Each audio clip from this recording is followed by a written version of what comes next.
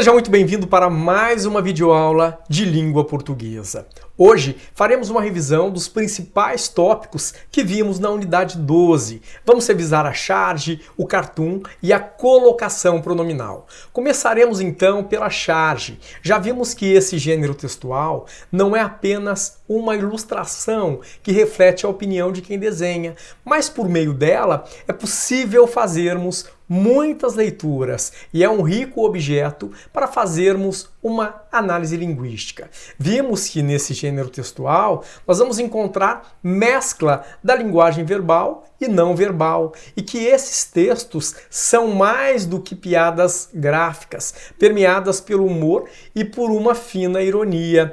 Elas têm por objetivo manifestar uma visão crítica e subjetiva de um determinado fato ou um determinado comportamento, para denunciar e criticar as mais diversas situações do cotidiano relacionadas com a política e a sociedade.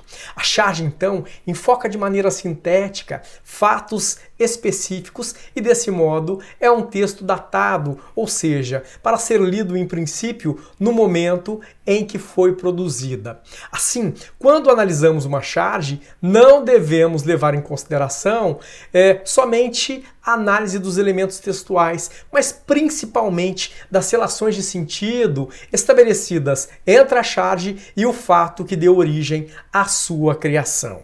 Já o cartoon, conforme vimos anteriormente, é um gênero textual muito parecido com a charge, pois ambos os gêneros mesclam-se linguagens verbal e visual, mas com algumas especificidades que permitem estabelecer uma distinção. O cartoon expressa uma visão crítica a respeito do cotidiano, das relações sociais e do comportamento humano, opondo-se à charge por não estar apoiado em um acontecimento de cunho político. Disso decorre também ser um texto mais perene, enquanto a charge é mais datada, como já vimos anteriormente. Cartoon é um gênero jornalístico considerado opinativo ou analítico que critica, satiriza e expõe situações por meio de um grafismo e humor.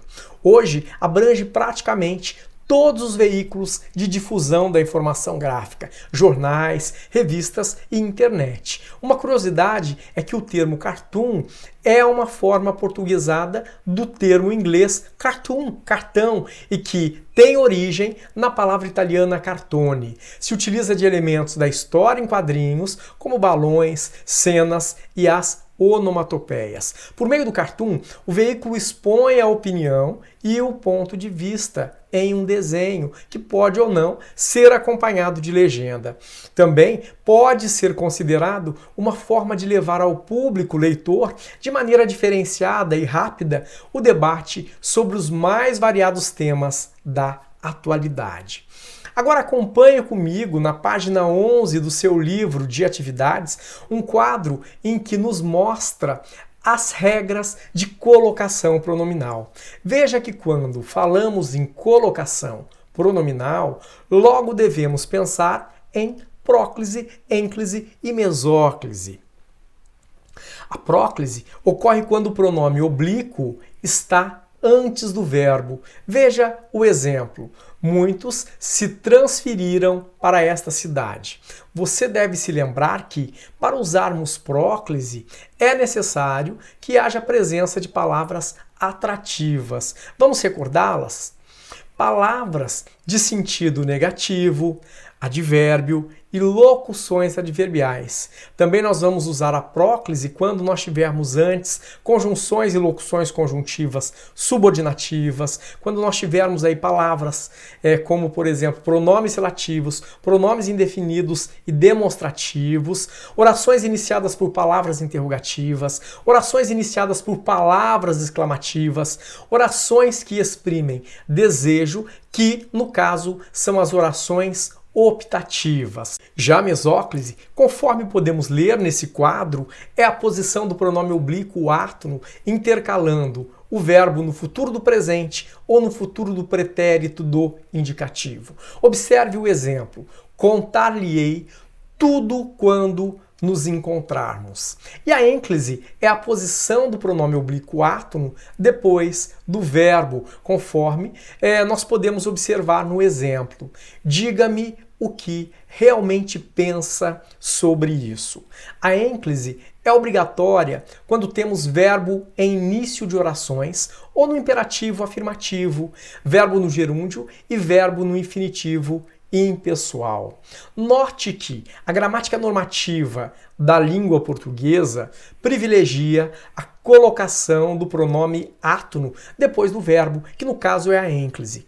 Porém, na língua portuguesa falada no Brasil, há a tendência de usar a próclise sempre que não houver impedimentos para isso, conforme nós podemos ver no exemplo.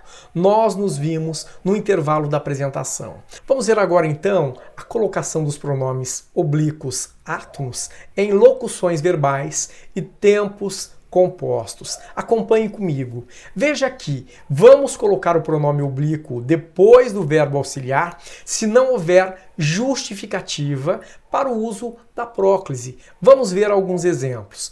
Vou lhe fazer este favor e ficaram-no observando. Colocaremos o pronome oblíquo depois do infinitivo ou gerúndio, conforme podemos observar no exemplo. Vou fazer-lhe este favor e ficaram observando-o. Se houver elemento que justifique a próclise, o pronome pode vir antes do verbo auxiliar, conforme vemos no exemplo. Não lhe vou fazer este favor e sempre o ficam observando. Já depois do infinitivo ou gerúndio, temos os seguintes exemplos. Não vou fazer-lhe este favor e sempre ficam observando-o. Vamos revisar agora quais são os elementos atratores da próclise. Nós já vimos anteriormente, mas veja que sempre que tivermos na oração um desses atratores aí, nós temos de usar a próclise. A gente já viu ali anteriormente, vamos revisar novamente, ó.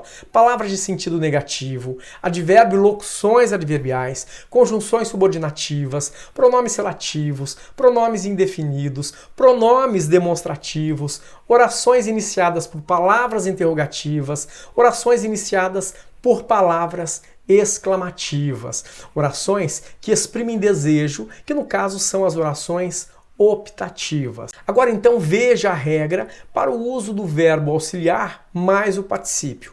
Não havendo elementos que justifiquem o uso da próclise, o pronome deve ficar depois do verbo auxiliar. Veja o exemplo. Tenho-o encontrado com frequência. Já se a locução verbal não iniciar a oração, o pronome oblíquo pode aparecer em duas posições, antes do verbo auxiliar ou entre os dois verbos. Não se coloca o pronome oblíquo após o particípio. Veja o exemplo. Eu o tenho encontrado com frequência e eu tenho-o encontrado com frequência. Vamos colocar em prática, então, tudo isso que acabamos de ver. Então, para isso, eu convido você a resolver a atividade de número 1, que se encontra no seu livro de atividades, aí na página 12. Assim que você acabar, volte para esse vídeo para que nós possamos fazer a correção dessa atividade. Agora, então, que você já respondeu a questão, vamos à correção. Faça a colocação adequada dos pronomes entre parênteses, considerando a norma padrão. Letra A. Aqui se alugam roupas para festas à fantasia. Letra B. Procure as fotos e leve-as daqui. Letra C. Deus o proteja, meu filho. Letra D. Em se tratando de política e futebol, todos acham que tem razão. Letra E.